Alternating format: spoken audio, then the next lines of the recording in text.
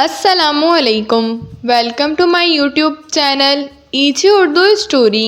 اگر آپ کو بھی کہانیاں سننا پسند ہیں تو ابھی میرے چینل کو سبسکرائب کر دیجئے اور بیل نوٹیفیکیشن کے بٹن کو بھی پریس کر دیجئے تاکہ آپ کو مل سکیں ویڈیو اپڈیٹس۔ مختار احمد بہت پرانے زمانے کا ذکر ہے۔ کسی ملک پر ایک بادشاہ حکومت کرتا تھا۔ اس کی ایک بیٹی تھی جس کا نام شہزادی نورین تھا۔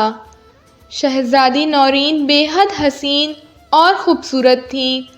وہ 16-17 سال کی ہو گئی تھی اور بادشاہ کسی اچھے سے شہزادے کی تلاش میں تھا تاکہ شہزادی نورین کی اس کے ساتھ شادی کر کے اپنے فرض سے سبدوش ہو سکے۔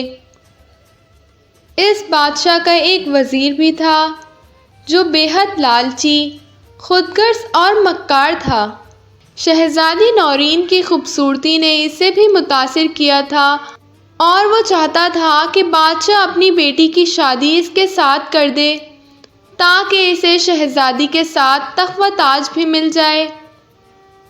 اس کی عمر کافی ہو گئی تھی مگر اس نے ابھی تک شادی نہیں کی تھی۔ اس نے ابھی تک کسی سے بھی اس بات کا تقاضا نہیں کیا تھا کہ وہ شہزادی نورین سے شادی کرنا چاہتا ہے۔ ایک روز جب خوب تیز بارش ہو رہی تھی تو وزیر نے سوچا کہ یہ بارش تھم جائے تو وہ بادشاہ سے ملنے کے لیے اس کے محل جائے گا اور اس سے درخواست کرے گا کہ وہ اپنی پیاری شہزادی کی شادی اس کے ساتھ کر دے۔ شام کو بارش رک گئی۔ وزیر خوب بن ٹھن کے اپنے مکان سے نکلا اور بادشاہ کے محل کی طرف چل دیا۔ بادشاہ اپنے کمرے کی کھڑکی سے باغ کا نظارہ کر رہا تھا۔ بادشاہ نے تمام پودوں کو نیا اور حسن بخشا تھا اور وہ بے حد دل فریب منظر پیش کر رہے تھے۔ وزیر بادشاہ کے کمرے میں داخل ہوا تو اس نے دیکھا کہ بادشاہ خوش ہو گیا اور اس سے بولا، آؤ بیٹھو، ہم تمہیں ابھی یاد ہی کر رہے تھے۔ وزیر اس کا خوشگوار موڈ دیکھ کر دل ہی دل میں خوش ہونے لگا۔ اسے یہ امید ہو چکی تھی کہ بادشاہ چونکہ اس سے بہت خوش ہے اس لیے وہ اپنی شہزادی کی شادی اس سے کرنے پر آمادہ ہو جائے گا۔ وہ ایک مخمل کی آرام دہ کرسی پر بڑے ادب سے سر جھکا کر بیٹھ گیا۔ بادشاہ نے اس کی طرف دیکھتے ہوئے کہا، اے وزیر با تدبیر، ہماری شہزادی اب بڑی ہو چکی ہے۔ ہم نے اس کی شادی کرنے کا فیصلہ کیا ہے۔ وزیر اپنی مسکراہٹ چھپاتے ہوئے بولا، آلِ جہاں، آپ نے بالکل درست فیصلہ کیا ہے۔ لڑکی ذات تو ویسے ہی ایک بوجھ ہوتی ہے، یہ بوجھ جتنی جلدی ہو سکے اتار دینا چاہیے۔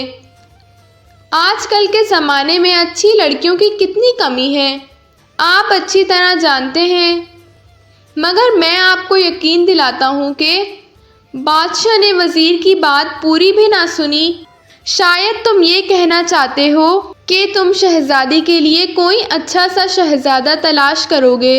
ہم تمہاری وفاداری سے بہت خوش ہوئے ہیں۔ اسی خوشی میں یہ ہار اور 3 دن کی چھٹیاں انعام میں دے رہے ہیں۔ یہ کہہ کر بادشاہ نے اپنے گلے سے سجے موتی کا ہار اتارا اور وزیر کو دیا اور پھر بولا، ہم نے خود بھی شہزادی کے لیے ایک رشتہ ڈھونڈ لیا ہے۔ وہ ہمارے شمالی ملک کے بادشاہ کا بیٹا ہے۔ وہ آج کل یہیں آیا ہوا ہے اور ہمارا مہمان ہے۔ شہزادہ اور شہزادی ایک دوسرے سے بہت جلد گھل مل گئے ہیں۔ ہم بہت جلد دونوں کی شادی کریں گے۔ وہ دیکھو، دونوں باغ میں ٹہل رہے ہیں۔ وزیر کے تمام سپنے ٹوٹ گئے۔ بادشاہ کی بات سن کر اس کا دل زور زور سے دھڑکنے لگا اور چہرے پر سپنا پھوٹ پڑا۔ وہ آنکھیں پھاڑے اور منہ کھولے بادشاہ کو گھونڈنے لگا۔ ہمیں معلوم ہے اے ہمارے پیارے وزیر، تم شہزادی نورین کو بالکل اپنی بیٹیوں کی طرح چاہتے ہو۔ تمہاری یہ حالت بتا رہی ہے تمہیں اس کی جدائی کا کس قدر افسوس ہے۔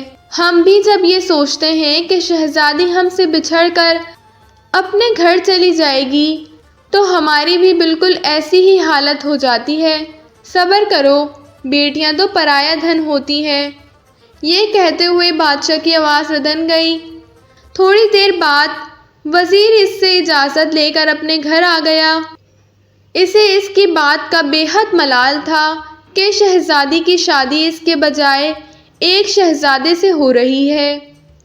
چونکہ وزیر بے حد مکار تھا، اس لیے اس نے سوچا کہ اگر وہ اپنی چالاکی سے بادشاہ کو قتل کر دے تو اسے یہ تخت و تاج بھی مل سکتا ہے اور شہزادی سے اس کی شادی بھی ہو سکتی ہے۔ وزیر کو ساری رات نیند نہیں آئی۔ وہ بادشاہ کو قتل کرنے کے مختلف طریقوں پر غور کرتا رہا۔ آخر اس کے ذہن میں ایک ترکیب آ ہی گئی۔ اس نے سوچا کہ وہ بادشاہ کے باورچی کو اپنے ساتھ ملا کر بادشاہ کے کھانے میں کوئی زہریلی چیز ملا دے گا اور بادشاہ کے مرتے ہی وہ عارضی طور پر تخت و تاج سنبھال لے گا، اور اس کے بعد جب پوری طرح ملک کی بھاگ دوڑ سنبھال لے گا تو شہزادی نورین سے شادی کرنا کوئی مشکل کام نہ ہوگا۔ یہ تمام باتیں سوچ کر وہ مطمئن ہو کر سو گیا۔ اگلے روز صبح محل میں بادشاہ، ملکہ شہزادی نورین اور شہزادہ شکیل ناشتے کے لیے بیٹھے ہوئے تھے۔ بادشاہ کے چہرے پر فکر مندی اور پریشانی کے آثار تھے۔ ملکہ اس کی شکل دیکھ کر بھانپ گئی کہ ضرور کوئی خاص بات ہے۔ اس نے جب بادشاہ سے اس بارے میں پوچھا تو بادشاہ نے بڑے دھیمے لہجے سے کہا، رات میں ایک بھیانک خواب دیکھا تھا۔ میں نے دیکھا کہ میں جنگل میں ایک شکار کرنے گیا ہوں۔ وہاں مجھے تھکن سی محسوس ہوئی۔ میں ایک درخت کے نیچے سستانے کے لیے بیٹھ گیا۔ وہاں بیٹھے ہوئے مجھے زیادہ دیر نہ گزری تھی کہ میرے پیچھے سے ایک سیاہ رنگ کا سانپ بڑی تیزی سے میری طرف بڑھا اور میرے پاؤں کو ڈس کر اپنے بل میں جا گھسا۔ میرا خوف و دہشت کے مارے برا حال ہو گیا تھا اور پھر اسی عالم میں میری آنکھ کھل گئی۔ بادشاہ کا خواب سن کر ملکہ بھی فکر مند ہو گئی۔ ناشتے کے فوراً بعد اس نے شاہی منجومی کو طلب کر کے بادشاہ کا خواب سنایا اور اس خواب کی تعبیر پوچھی۔ اس منجومی کی عمر 180 برس کی تھی۔ اس کے سر اور داڑھی کے بال روئی کے گالوں کی طرح ملائم، برف کی طرح سفید تھے۔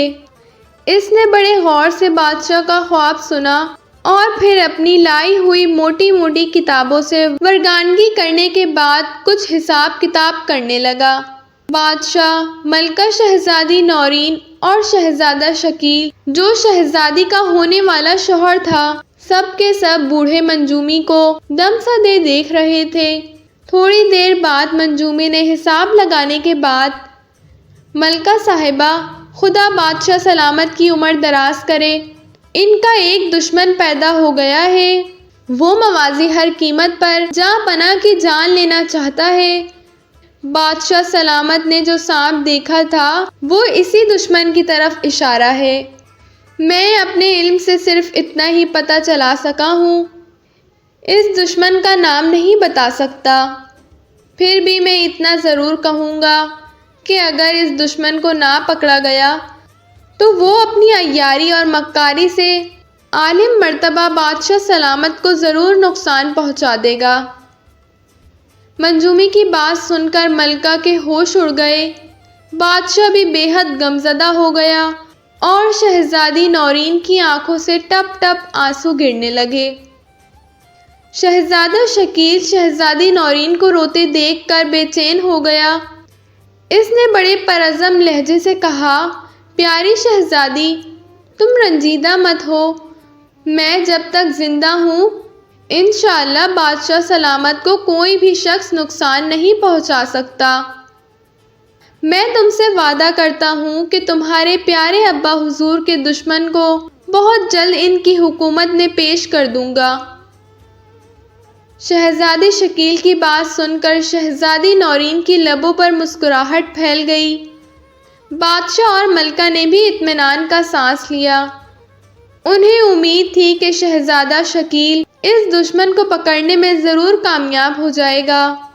بادشاہ وہاں سے اٹھ کر اپنے دربار میں چلا گیا۔ کیونکہ دربار کا وقت ہو گیا تھا، ملکہ اپنے دوسرے کاموں میں مصروف ہو گئیں اور شہزادی نورین کی چند سہیلیاں آ گئی تھیں۔ وہ ان کے ساتھ باتیں کرنے لگی۔ شہزادہ شکیل کچھ سوچنے میں مصروف تھا۔ اچانک اس کے ذہن میں ایک بڑی اچھی ترکیب آئی۔ وہ کمرے سے نکل کر باغ میں آیا۔ اس نے دیکھا کہ بادام کے درخت پر ایک طوطا بیٹھا ہوا پکے بادام پر اپنی چونچ مار رہا ہے۔ شہزادہ شکیل بہت ہی آہستہ سے درخت پر چڑھا اور طوطے کو پکڑ لیا۔ پھر اس نے طوطے کو ایک بہت ہی خوبصورت پنجرے میں بند کیا۔ پنجرہ سونے کی تاروں کا بنا ہوا تھا۔ شہزادہ شکیل طوطے کا پنجرہ لے کر دربار میں پہنچا۔ تمام درباری فرش پہ بچھائی قیمتی قالین پر بیٹھے ہوئے تھے۔ شہزادے شکیل نے بادشاہ سے کہا، جاں پناہ، میرے ابا حضور نے یہ جادو کا طوطا آپ کے لیے بھیجا ہے۔ اسے قبول فرما کر شکریہ کا موقع دیں۔ یہ طوطا ہر جمعرات کی صبح آپ کے دشمنوں کے ناموں سے آگاہ کیا کرے گا۔ کل جمعرات ہے۔ یہ جس بھی شخص کا نام لے سمجھ لیجیے گا کہ وہ آپ کی جان کا دشمن ہے۔ بادشاہ سمجھ گیا، شہزادہ شکیل اس کے دشمن کو پکڑنے کی فکر میں ہے۔ اس نے پنجرے کو اپنے پاس رکھ لیا۔ تمام درباری اتنا بہترین اور عجیب و غریب طوطا دیکھ کر واہ واہ کرنے لگے، مگر وزیر کی حالت غیر ہونے لگی۔ اسے اپنی جان کا خطرہ نظر آنے لگا۔ وہ اس جھوٹ موٹ کے جادو کے طوطے سے خوفزدہ ہو گیا تھا۔ دربار سے فارغ ہو کر بادشاہ نے طوطے کا پنجرہ باغ میں سیب کے درخت پر لٹکا دیا تو وہ سب لوگ سونے کے بجائے ایک کمرے میں چھپ کر باغ کی نگرانی کرنے لگے۔ آدھی رات گزری کہ انہوں نے دیکھا کہ وزیر باغ کی دیوار پھلانگ کر اندر کھودا اور طوطے کے پنجرے کو درخت سے اتارنے لگا۔ اس کے ہاتھ میں ایک چمکتا ہوا خنجر تھا۔ وزیر نے سوچا تھا کہ وہ طوطے کا خاتمہ کر دے گا تاکہ طوطا بادشاہ سلامت کے سامنے اس کا نام ہی نہ لے سکے، مگر جیسے ہی اس نے پنجرے کا دروازہ کھولا ویسے ہی بادشاہ، ملکہ، شہزادی نورین اور شہزادہ شکیل کمرے سے نکل کر اس کے سامنے پہنچ گئے۔ شہزادہ شکیل نے کہا، بادشاہ سلامت، آپ کا دشمن پکڑا گیا۔ یہی وہ شخص تھا جو آپ کو موت کے گھاٹ اتارنے کے منصوبے بنا رہا تھا۔ بادشاہ کی آنکھوں میں غصے کے انگارے ہو گئے۔ وزیر کی گھسگھسی بنگی اور خوف کے مارے تھر تھر کانپ رہا تھا۔ بادشاہ نے اسی وقت چند سپاہیوں کو بلا کر وزیر کو گرفتار کر لیا۔ وزیر نے اپنا جرم مان لیا تھا اور اس جرم کی وجہ سے اس کی ساری دولت ضبط کر کے اسے مالک برد کر دیا گیا۔ بادشاہ اور ملکہ شہزادے شکیل کی ذہانت سے بہت خوش ہوئے تھے۔ چند دنوں بعد شہزادی نورین اور شہزادے شکیل کی شادی ہو گئی اور دونوں ہنسی خوشی رہنے لگے۔ Thanks for watching and don't forget to subscribe my YouTube channel. اللہ حافظ.